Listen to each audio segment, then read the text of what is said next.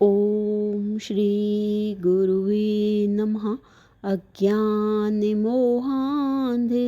तमोपहाभ्यां विवेकवैराग्य निधिप्रदाभ्यां विश्वेशतत्त्वं प्रतिबोधिकाभ्यां नमो नमः श्री गुरुपादुकाभ्याम्।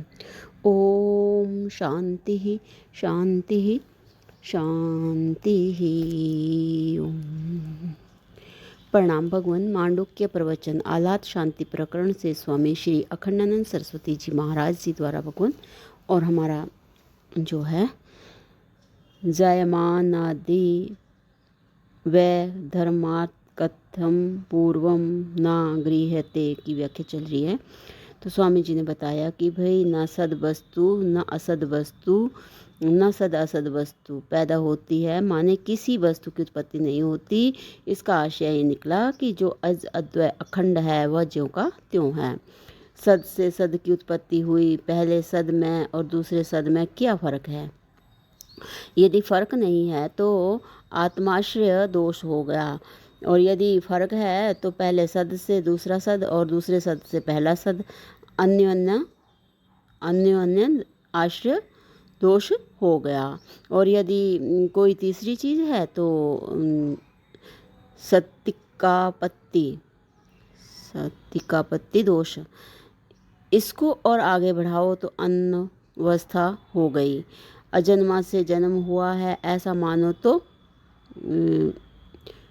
बदतो व्याघात हो गया। इसलिए ना किंचित वस्तु जायते। मूल सिद्धांत यही है कि आज जो वस्तु है परमात्मा वही परिपूर्ण है। यह भी ध्यान रखने लायक है कि जब सर्प का निषेध किया तो उसका निषेध कोई पदार्थ होकर रज्जु में लिपट नहीं गया। सर्प का अभाव रज्जु में कोई वस्तु बन करके नहीं रहता। वेदांतियों के मन में अभाव नाम का कोई पदार्थ नहीं है। अभाव वह अधिष्ठान से अभिन्न ही होता है। जब हम नाम रूप आकार का निषेध करते हैं तो उसका अर्थ यह निकलता है कि जो नाम रूप क्रिया का अधिष्ठान है उस अधिष्ठान में माने नाम रूप जो मालूम पड़ता है, और वह जिसमें मालूम पड़ता है उसमें नाम रूप नहीं है। इसका मतलब यह हुआ कि अधिष्ठान ही अधिष्ठान है। नाम रूप का निषेध करने मात्र से ही प्रत्ययमान जो नाम रूप है वह अधिष्ठान मात्र है, यह परिणाम निकल आता है। जैसे स्वप्न में आपने एक हाथी देखा, सफ़ेद था, काला था, कितने फुट ऊंचा था, और जागृत में निषेध किया। क्या निषेध किया जागृत में? कि हाथी नहीं था। स्वप्न में हाथी का विज्ञान तो था परंतु हाथी नहीं था। स्वप्न में जो ज्ञान होता है वह ज्ञान बाधित नहीं होता, वस्तु बाधित होती है। लोग विवेक ठीक नहीं करते हैं। घड़ा कपड़ा नहीं है और कपड़ा घड़ा नहीं है, लेकिन ज्ञान तो दोनों है। देखो, यह स्त्री है और यह पुरुष है, दोनों कहाँ दिख रहे हैं? दोनों प्रकाश में दिख रहे हैं।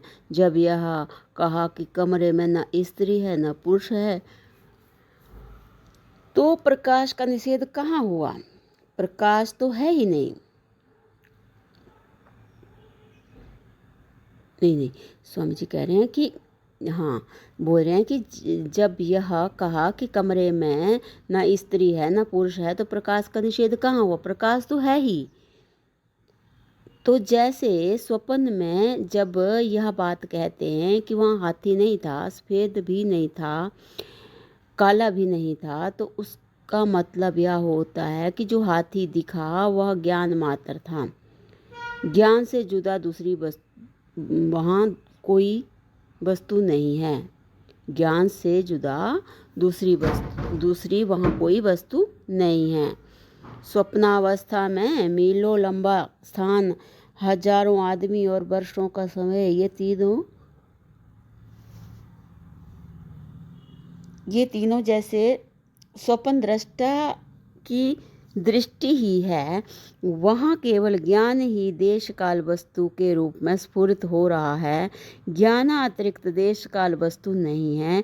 इसका यह अभिप्राय नहीं है कि उस समय देश काल वस्तु मालूम ही ना पड़े, मालूम तो जरूर पड़ेगा, परंतु वहाँ ज्ञान से जुदा कोई वस्तु नहीं थी, ज्ञान ही ज्ञान था। इसी प्रकार सुसुप्ति काल में जो वस्तुओं का अभाव दिखता है वह केवल ज्ञान मात्र है, और इसी प्रकार जागृत काल में जो देश काल वस्तु दिखाई पड़ती है वह भी केवल ज्ञान मात्र है, ज्ञान से जुदा नहीं है। कोई नई वस्तु पैदा नहीं हुई है। स्वतः सिद्ध जो ज्ञान है वही तत्व है।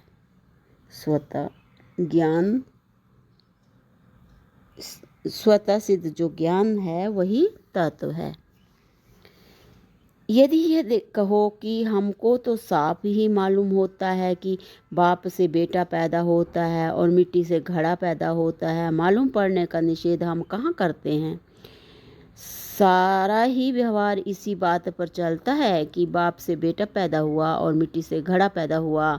मालूम भी पड़ता है कि पैदा हुआ और बोला भी जाता है कि पैदा हुआ, लेकिन हम परीक्षा कर रहे हैं कि आखिर यह है क्या, यह शब्द और प्रत्यय है क्या, ज्ञान से पृथक यह घट है या नहीं। परंतु प्रतीत होने पर भी और जवानी व्यवहार होने पर भी यह वस्तु सत्य है कि नहीं, यही तो हम परीक्षा करते हैं। तो पता लगता है कि शब्द मात्र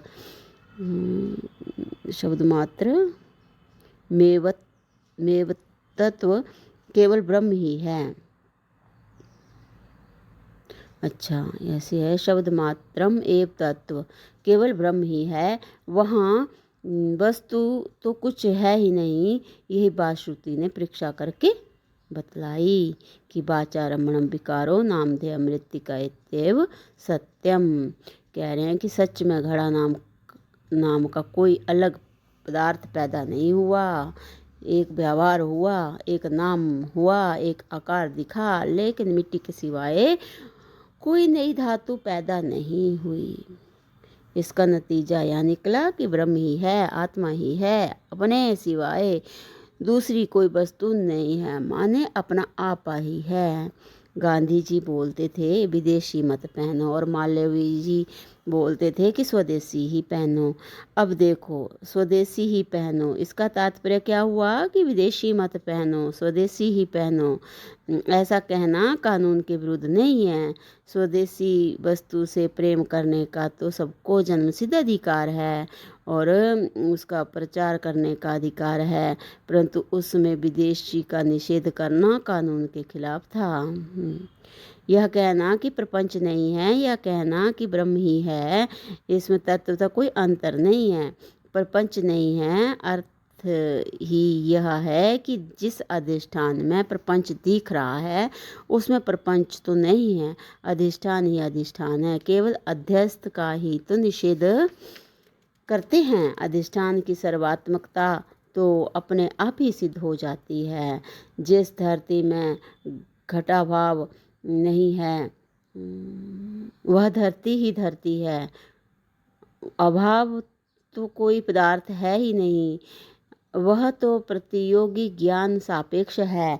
घट का ज्ञान होवे तो घट अभाव का ज्ञान होवे, और वहाँ घट की सत्ता निषिद्ध हो गई, घट निषिद्ध हो गया, घटाभाव हो क्या हुआ।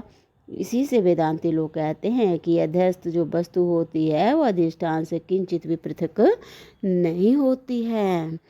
इसलिए ब्रह्म में यह प्रपंच अध्यस्त है। मैं तू कार्य कारण उपाधि उपधीय ज्ञाता ज्ञेय भोक्ता भोग्य कर्म कर्ता कर्म जिस अधिष्ठान में अध्यस्त हैं उससे जुदा नहीं है, अर्थात अधिष्ठान ही अधिष्ठान है, केवल ब्रह्म ही ब्रह्म सिद्ध है। यही संपूर्ण वेदांत का परम तात्पर्य है।